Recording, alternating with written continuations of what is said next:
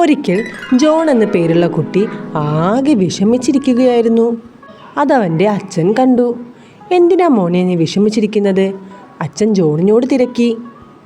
എനിക്ക് സ്കൂളിൽ പോകാനൊന്നും തോന്നുന്നില്ല അച്ഛാ, ആകെ പ്രശ്നങ്ങളാണ്. ജോൺ കരഞ്ഞുകൊണ്ട് മറുപടി പറഞ്ഞു. അച്ഛൻ അവനെ കെട്ടിപ്പിടിച്ച് ആശ്വസിപ്പിച്ചു. മോനെ, നീ ഒരു കാര്യം ചെയ്യൂ.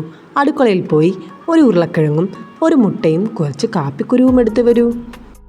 അച്ഛൻ നിനക്കൊരു സൂത്രം കാണിച്ചു തരാം. അത് കേട്ട ജോൺ വേഗം അടുക്കളയിൽ പോയി ഉരുളക്കിഴങ്ങും മുട്ടയും കാപ്പിക്കുരുക്കളും എടുത്തു വന്നു. അച്ഛനതൊക്കെ 3 പാത്രങ്ങളിലായി തരംതിരിച്ചു വെക്കാനായി ജോണിനോട് പറഞ്ഞു. ജോൺ, ഇനി ഈ 3 പാത്രത്തിലും കുറച്ച് തിളച്ച വെള്ളം ഒഴിച്ചു നോക്കൂ. അച്ഛൻ പറഞ്ഞതനുസരിച്ച് ജോൺ 3 പാത്രത്തിലും തിളച്ച വെള്ളം ഒഴിച്ചു. കുറച്ച് സമയം കഴിഞ്ഞ് നമുക്ക് ഇവയൊക്കെ ഒന്ന് പരിശോധിച്ച് നോക്കാം. അത് കേട്ട ജോണിന് എന്താണ് സംഭവിക്കുന്നതെന്ന് മനസ്സിലായില്ല. ജോൺ ഉരുളക്കിഴങ്ങ് പരിശോധിച്ചപ്പോൾ അത് മൃദുവായതായി കണ്ടു. മുട്ട ചൂടുവെള്ളം ഒഴിച്ചപ്പോൾ കട്ടി കൂടിയതായി കാണപ്പെട്ടു. കാപ്പിക്കുരുവിൻ്റെ അടുത്തെത്തിയ ജോൺ അമ്പരന്ന് പോയി. നല്ല നറുമണം.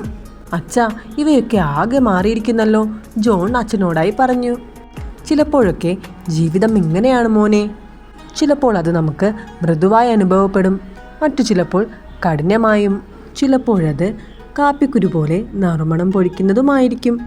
ജോണിന് അച്ഛൻ പറഞ്ഞ കാര്യങ്ങൾ മനസ്സിലായി. അവൻ്റെ വിഷമം മാറുകയും ചെയ്തു.